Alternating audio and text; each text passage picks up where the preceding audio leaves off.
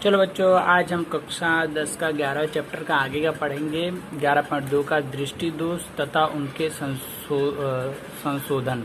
मतलब दृष्टि दोष जो आप हमको चश्मे लगते हैं उसके बारे में, चश्मा किस तरह से लगता है और उसके किस कारण से होता है उसके बारे में पढ़ना है। तो कभी कभी नेत्र में धीरे धीरे अपनी समझ क्षमता खो सकते हैं। ऐसी स्थितियों में व्यक्ति वस्तु को आराम से सुस्पष्ट नहीं देख सकता। नेत्र आवर्तन दोष के कारण दृष्टि धुली हो जाती है। मतलब क्या होता है कि दृष्टि हमारी खराब हो जाती है। आवर्तन के कारण क्या होता है, साफ कोई भी चीज वस्तु हमको दिखती नहीं है, इस कारण इसके का चश्मा बढ़ जाता है।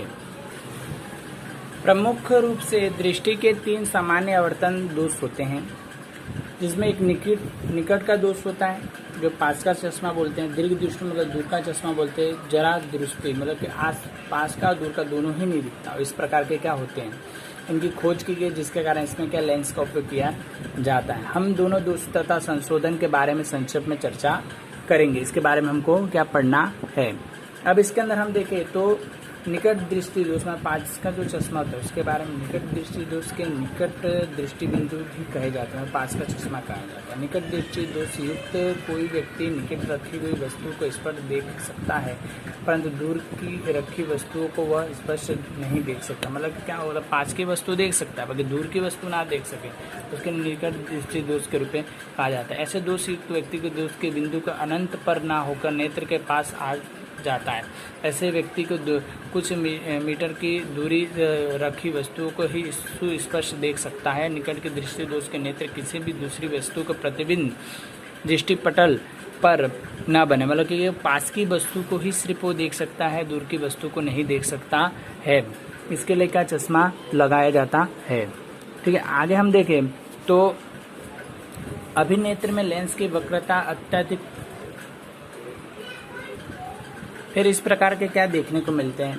नेत्र की लंबाई हो जाने से इस दोष के लिए उपयोग में द्वारा संशोधन किया जा सकता है। इसमें से दर्शाए गए उपयुक्त क्षमताओं का उत्तल लेंस के प्रतिबिंब को वापस दृष्टिकोण पर ले आते हैं।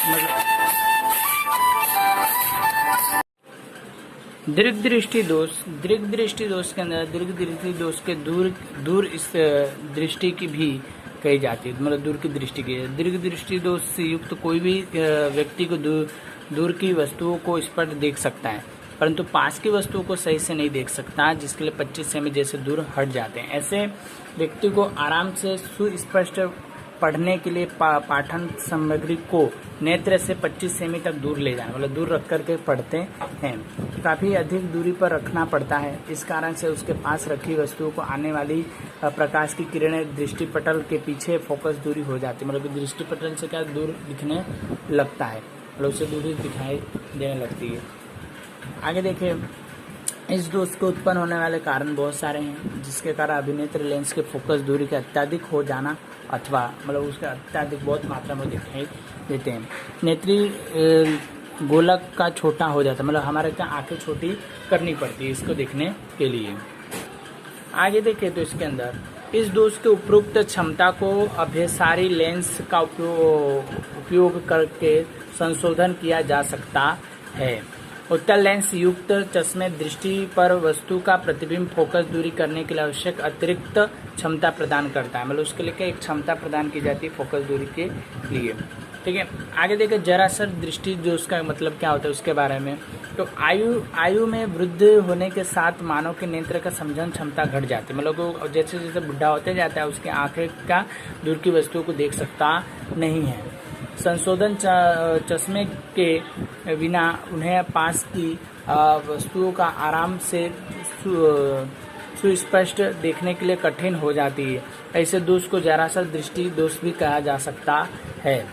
यहाँ पे पक्ष भी पेशियों के आधार पर दुर्बल होने के क्रिस्टली लेंस के लचीलेपन में कमी आने के कारण उत्पन्न होती है। मतलब आंखों के अंदर जो लचीलापन चाहे खाने के पोस्टर के कारण भी आंखों की क्षमता कम दिखाई देने लगती है और शरीर ढीला होने लगता है उस कारण से। कभी कभी किसी भी व्यक्ति के नेत्र में दोनों ही प्रकार के दोष को निकट दृष्टि दोष या दूर दृष्टि दोष भी कहा जा सकता है। ऐसे व्यक्ति को वस्तुओं को कोई भी स्पष्ट देखने के लिए दीर्घ फोकस दूरी लेंस की आवश्यकता, मतलब कि दूर की वस्तु को देखने के फोकस दूरी का लेंस पास और दूर का दोनों ही होता है। समान प्रकाश के द्वि फोकस दूरी लेंसों के अवतल अवतल दोनों ही लेंस होते हैं। ठीक है, ऊपर के भाग में अवतल, नीचे के भाग में उत्तल लेंस होता है। यह दूरी वस्तु के स्पष्ट देखने के लिए सहाय करते हैं। नीचे के भाग उत्तल लेंस के रूप में क्या गिने जाते हैं। यह पास की ही वस्तु को स्पष्ट रूप से देखने में सहाय भी होते, दूर की वस्तु में भी। आजकल स्पर्श लेंस अथवा तो हस्त द्वारा दृष्टि दोष का संशोधन संभव है। मतलब उनको खोजने के लिए अलग अलग प्रकार के क्या साधन बनाए गए कि किसको कितने दूरी का चश्मा है उसको जानने के लिए।